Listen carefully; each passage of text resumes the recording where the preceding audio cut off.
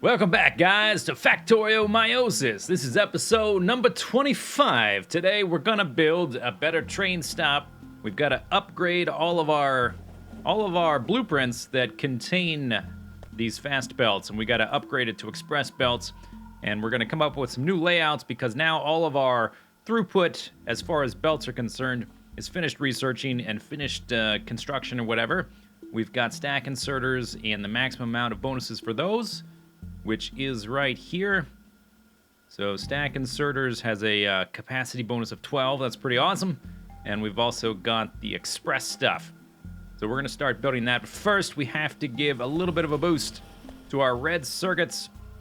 This is easily the bottleneck in our production are the red circuits.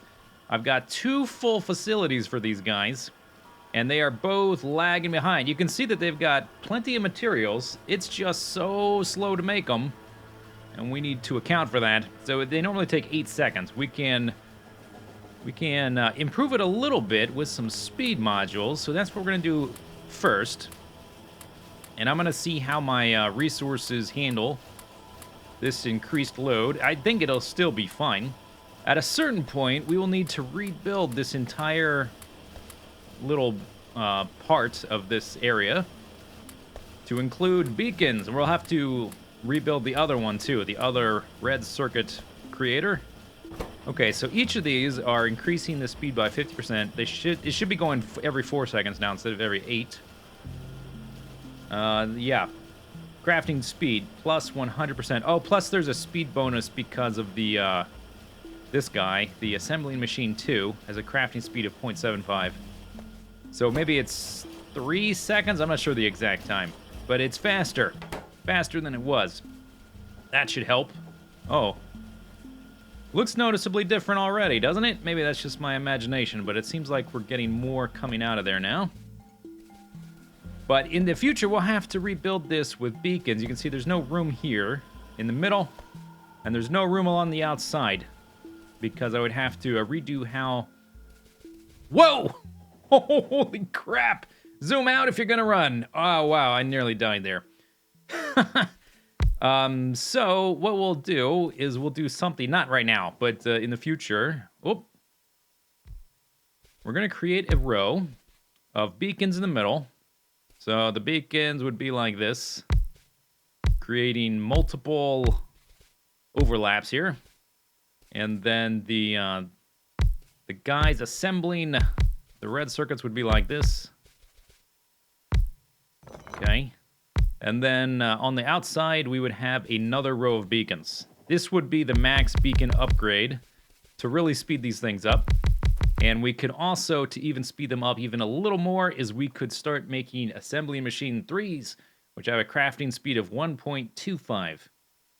So maybe the blue ones slow down, so maybe it's longer than 4 seconds now. Maybe it's about 5, and this might speed it up to 3. I'm not sure exactly how the multiplication works, but this will be kind of the layout. And then I guess we'll have room here for a belt. And now that we have the express belts, we can fit more stuff on them, so we might be able to get away with... I'll have to figure this stuff out later, but we might be able to get away with putting, like, plastic and greens on the same belt. Half on one side, half on the other, and then we'll have to figure out how to get the copper to them. Now, ordinarily, if you were just running a endgame robot-based facility, this would be a lot different. But we're not running a robot-based facility. We got a train-based facility. So I also went and I sped up the other red circuit facility over here, and now we need to fiddle around with the trains and the belts and stuff, but we have to do something about this because our storage tank here for petroleum gas is totally full, and it's not going to produce any more heavy oil, which is needed for the lubricant, which is needed for all this stuff that we need. So we're going to do kind of like a temporary storage area over here. Not just the belt, but... Let's do, actually, we can, I guess, do these. It doesn't really matter what we do, which type of inserter we use, but let's go ahead and use the cool ones that are new and fancy. And I guess one side is good. It'll be easier to clear if I need to.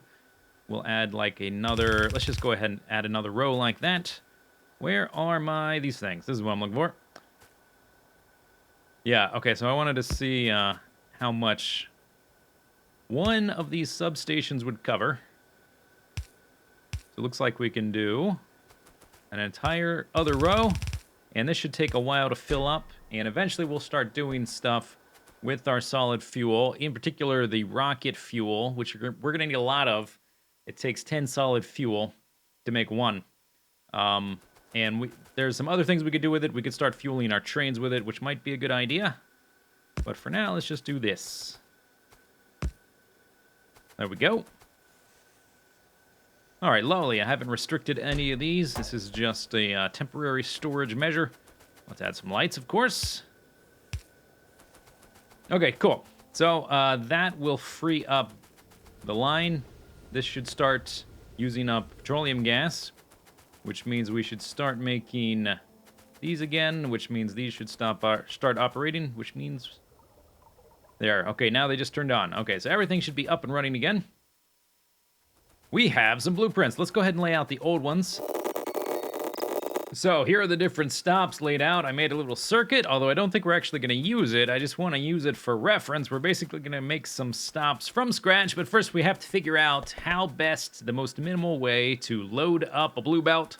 These red belts can carry something like 26.666 repeating items per second, and the blue belts can do 40 per second, so that's a number that's quite a bit higher, but these stack inserters load stuff really fast. So what we're going to do is we're going to make a few variations of this, then we'll load up the chests, and when I'm ready to start the test, we will just power the middle chests to start putting items on the belt there.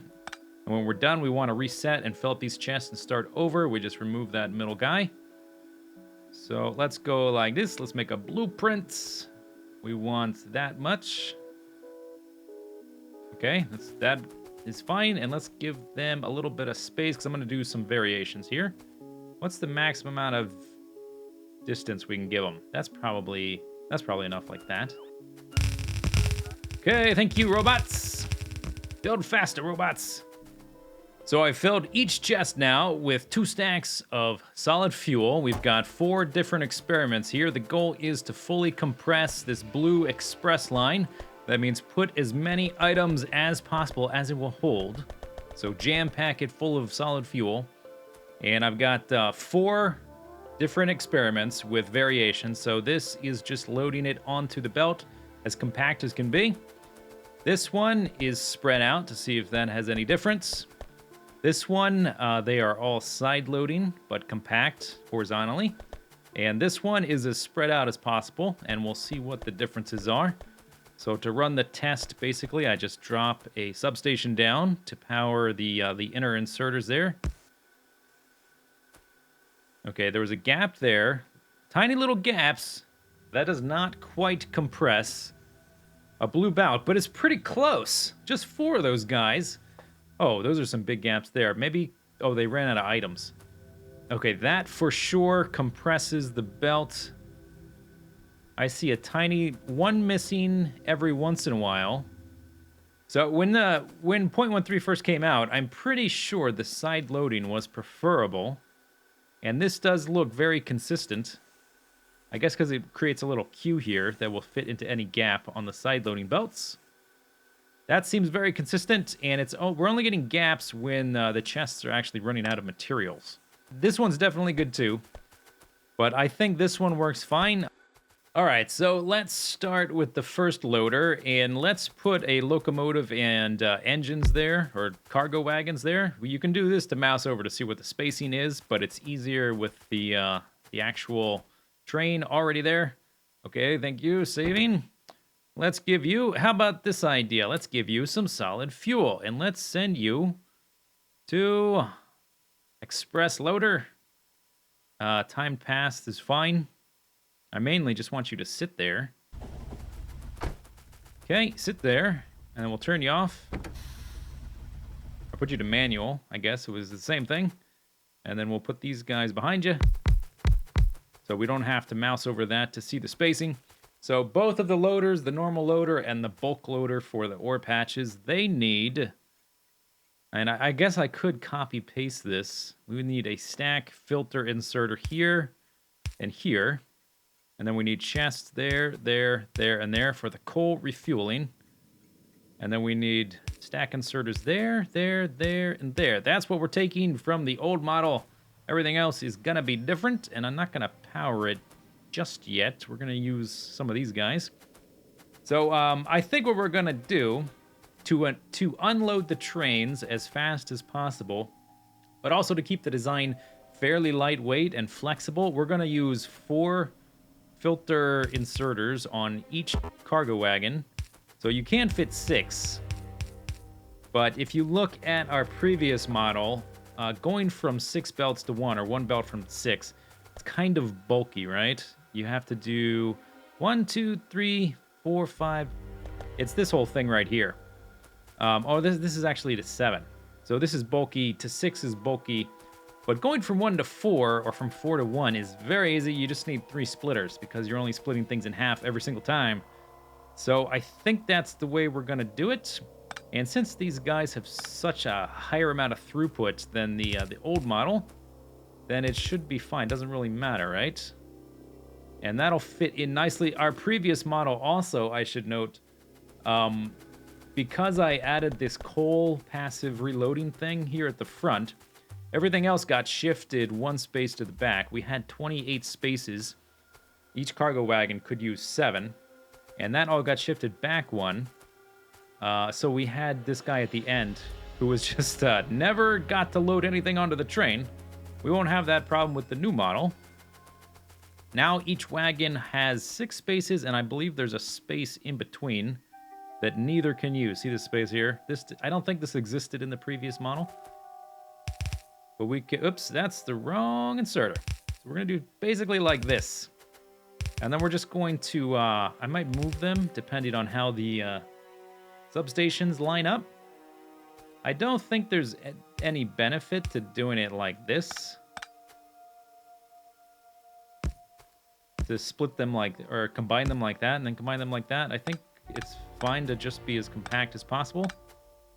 But besides, before we combine them, we're going to need some storage. And I've been limiting all these chests at the various stops. And because we're going to have not quite half. Is it less than half?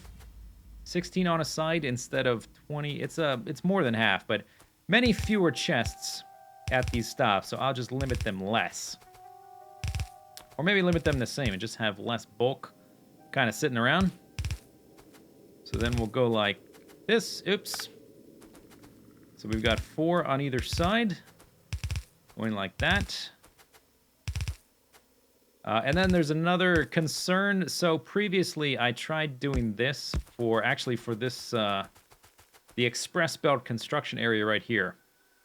I did a sort of impromptu design where I tried to unload onto a splitter to combine and combine. And that's kind of buggy. It doesn't quite work. It seems to work some of the time, but not all the time. So we're just going to make it reliable and do that.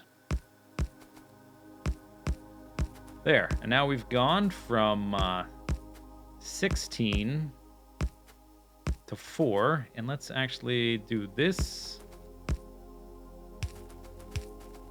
Just get some more light up here. Oh, these ones are wrong. Okay, let's pick these up. Okay, all done, ready to make some blueprints, and then next episode, when we make a new cell, we'll really put these guys to the test. It's hard to do really thorough tests here. I mean, I can fill these chests up, but without watching a train go back and forth multiple times and the items getting used up and being assembled into something else, it's kind of hard to say if there's any flaws in these, but we can always... I'm going to leave this up here so we can go back and make copies of it, or if I need... to change a blueprint, I'll have like a master copy on the ground. So this is the normal loader. It's much more compact than the old version down there. You can see how many more belts it took. Much more compact thanks to the stack inserter. Here's the bulk loader, which will be for the different ore patches, which takes 4 belts on each side and just does a 4-belt balancer and then loads them up into each of those. Very simple. The only having to go from 1 to 4 instead of 1 to 6 or 1 to 7, that makes things so much more compact. For reference, let me show you the old one overlaid on top. That's the old one. It's a lot more full of items. And then up here is Mr. Unloader. So we learned that side loading helps a little bit with making things a little bit more consistent. So instead of 4 of these guys directly next to each other for loading on the train, I've split them up a little bit. So we'll do 2 sets of side loaders here. They'll get combined onto one belt, and then they will get balanced. I think I did that right. Yeah, these two, these get combined, and then these get combined. So these 2 cargo wagons get combined and balanced. These 2 cargo wagons get combined onto one belt and balanced, and those 2 get mixed. And we'll send those off to whatever's getting made. So it is time to make the blueprints. Already had enough. Oh well. So we're gonna go something like, I think I want that rail signal to be the last thing. There we go, on the blueprint.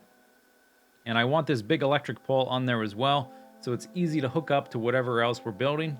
That should connect up with other big electric poles in the area. I think that's everything.